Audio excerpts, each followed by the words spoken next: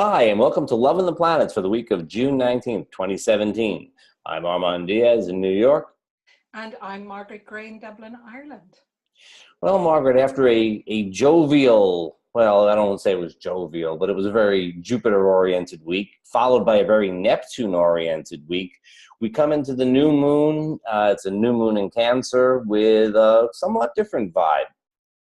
Yes, and also, of course, this is the solstice. And for those of us in the Northern Hemisphere, of course, it's the summer solstice. So it's kind of a really exciting time. It's the start of summer for us, or at least we hope so. I'm not sure Ireland has heard that yet, but maybe it will by next week.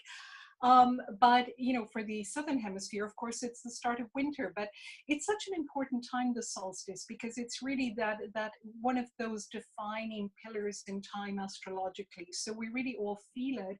And to have the new moon just 2 days later really means that there's a lot going on this week. So we're back to a pretty intense week, a pretty emotional week, but with some nice little romantic sparks in there as well. Isn't it interesting that as the solar cycle peaks, at least in the Northern Hemisphere, it peaks, we're at the bottom of the lunar cycle at the new moon. Well, if you're south of the equator, it all makes sense. It's both the darkest day and the darkest night.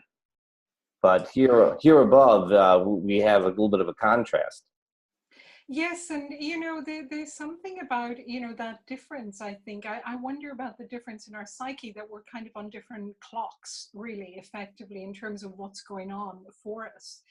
So, just to mention, we talked about it. I mentioned the romantic times. Let's start with that rather than start with the aspects that are a little more challenging, maybe. So Sure. Tuesday's a very good time. Venus in Taurus is sextile Neptune in Pisces.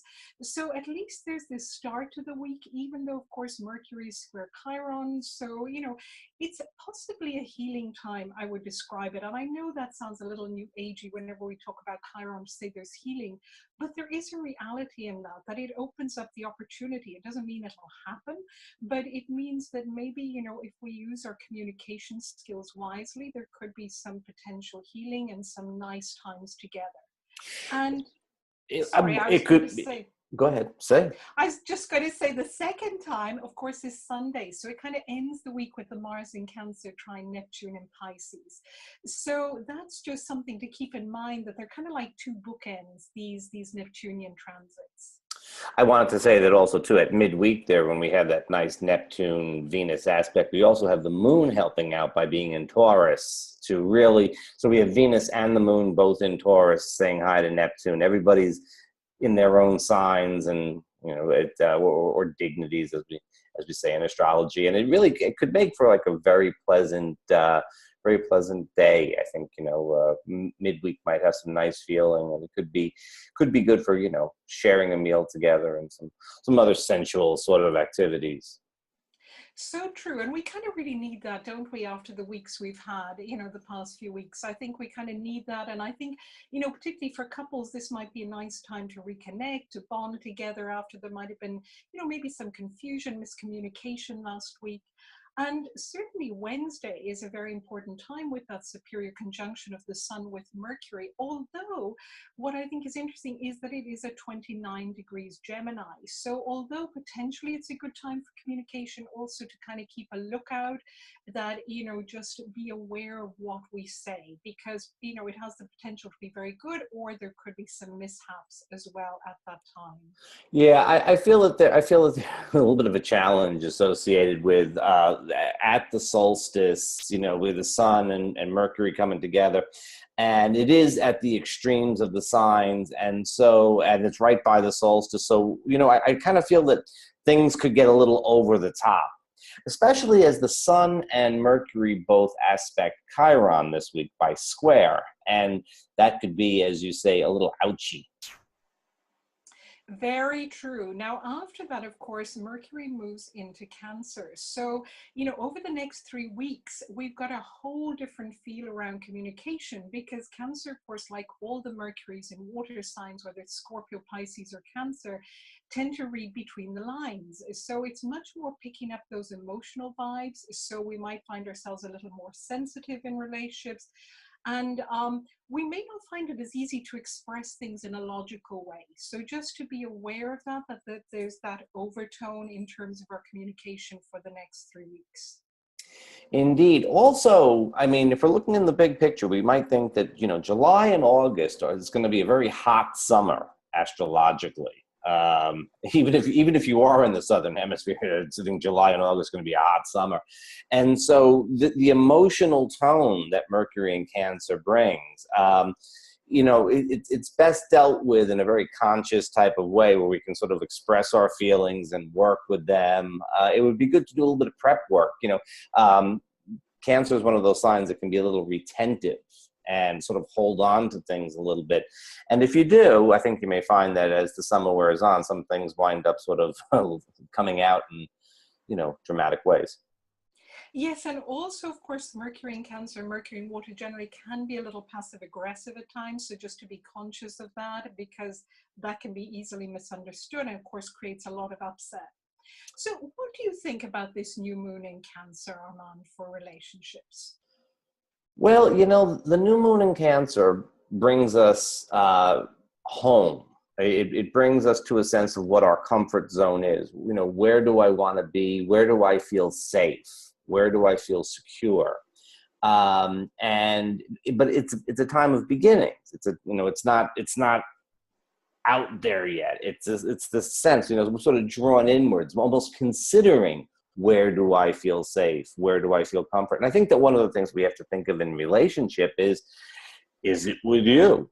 Do we have a safe home type of environment? Is this someplace where I feel comfortable, where I can be myself, where we can be together and it feels good? Or is there a lot of stress and strain? Are we always feeling some sort of push-pull type of thing? And it probably takes some time, I think, to manifest or to work with it. But I think that it's at the new moon that we may really be feeling inwardly, how do I feel about this?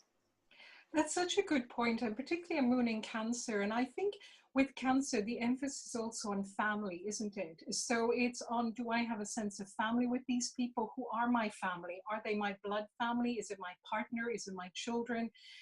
Is it my friends? Is it my community? Is it my work for some people even?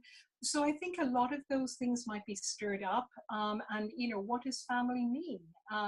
Also because it's conjunct Mercury, or excuse me, a few degrees away from Mercury, it could be also about siblings. What are my relationships with my siblings like?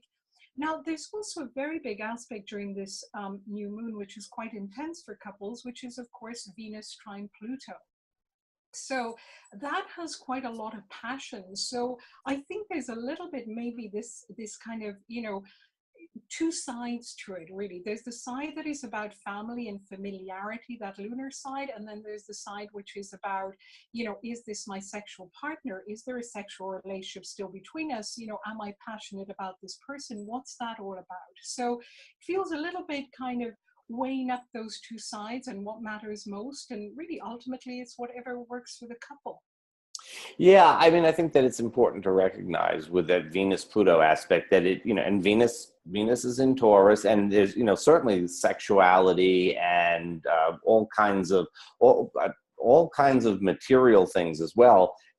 With Pluto, I mean, this is an opportunity for increased depth. On the other hand, it's also sort of an opportunity for release and letting go. Trines often signify those times when we say, okay, enough is enough. So I think that, coming at the solstice and so on, it's liable to look and feel like extremes.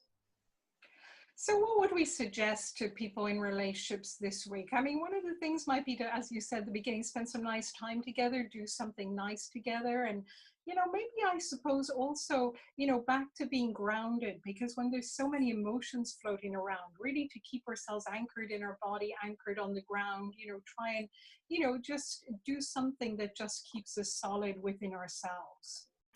I think so.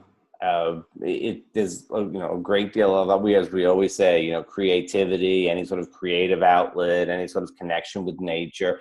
I mean, we're talking about relationships. I think, we're talking about personal relationships. I think, we're kind of looking at like it might be time to spend a little time in bed together, or wherever. I'm not judging, but it seems like sexuality might be a way that would really help people to connect this week.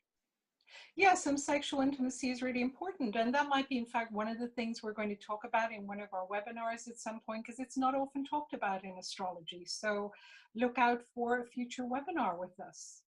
And we hope you'll have a fabulous week, and we'll see you all next week. Bye bye, Margaret.